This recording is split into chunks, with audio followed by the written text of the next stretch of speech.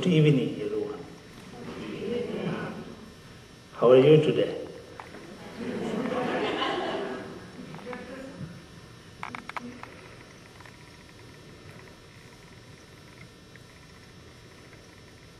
It is my first time in this part of Ohio.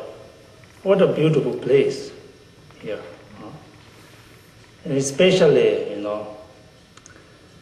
it is very fortunate to have this wonderful temple, really, so great. And particularly, of course, such great master, highly realized, like Dudjom Rinpoche. For you to have this opportunity to come to see him here is, I think, incredibly fortunate. And for me, I'm so honored to be here tonight and to talk about something about Buddhism. That's all I know.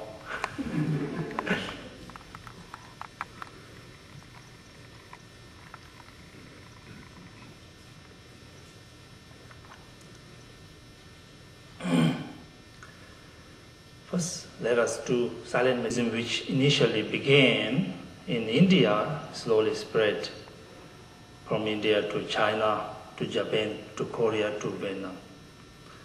So all different parts in Asia. So now, Buddhism in the West, Vajrayana Buddhism in the West, and in Ohio, in Dayton.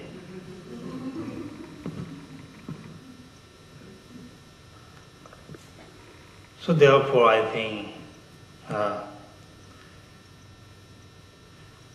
for me is to explain you some of the basic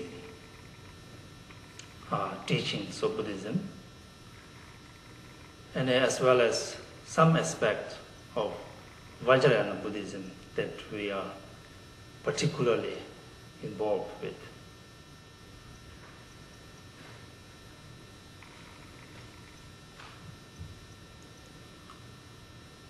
I wonder sometimes why Buddhism became very interesting subject in the West.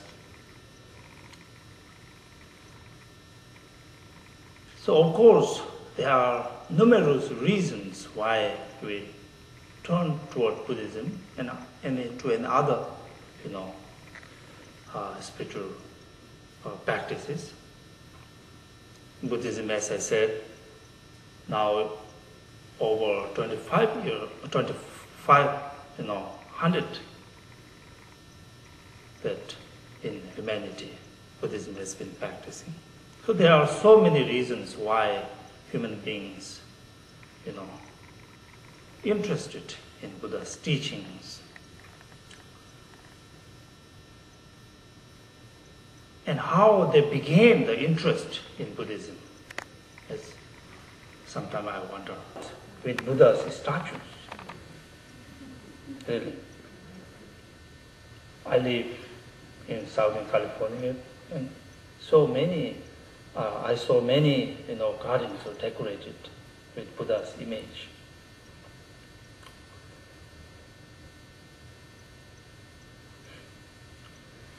And I also have a very, very good friend, a dentist, and he knows that I'm a Buddhist. And he said to me one time, "Oh, I have a Buddha's statue in my yard." And I asked him, "What do you do with it?"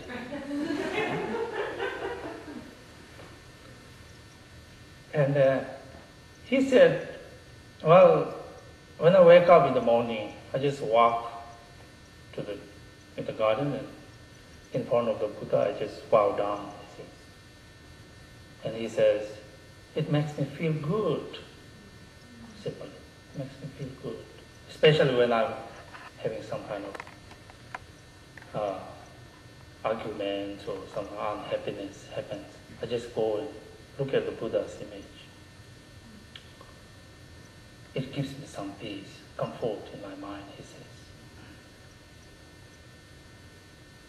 So I think one of the reasons why people come to Buddhist teachings is through Buddha's representations, like, tankas, all the drawings of the Buddhas, the statues. So when you look at the Buddha's image, it gives us some sense of peace in our mind, a serenity.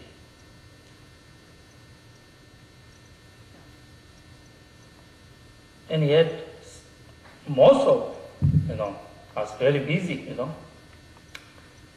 do not really have any times. And some of us have some times, and some of us make times and think that if just seeing the Buddha's statues give me some kind of peace and happiness to my mind, how about the teachings that this wonderful being gave?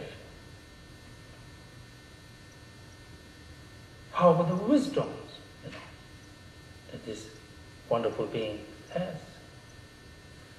And some of us wonder that, and we turn our mind toward Buddhist teachings, and we are more genuinely interested in. So therefore, I think one of the reasons why you're interested in Buddhist teachings and come to Buddhist practice and teachings is that, from the Buddha's image. So here, today, I'm not certainly claiming that I have the Buddha's wisdom to show you. Of course, Buddha's wisdom is something to be realized through practice of Dharma, that was what Buddha taught. What all I can do today here is simply, repeat some of his teachings, basic teachings. So based on that, you can make your mind, if this has some kind of profundity, if you think, so that you can continue go on and to the more deeper level and can practice.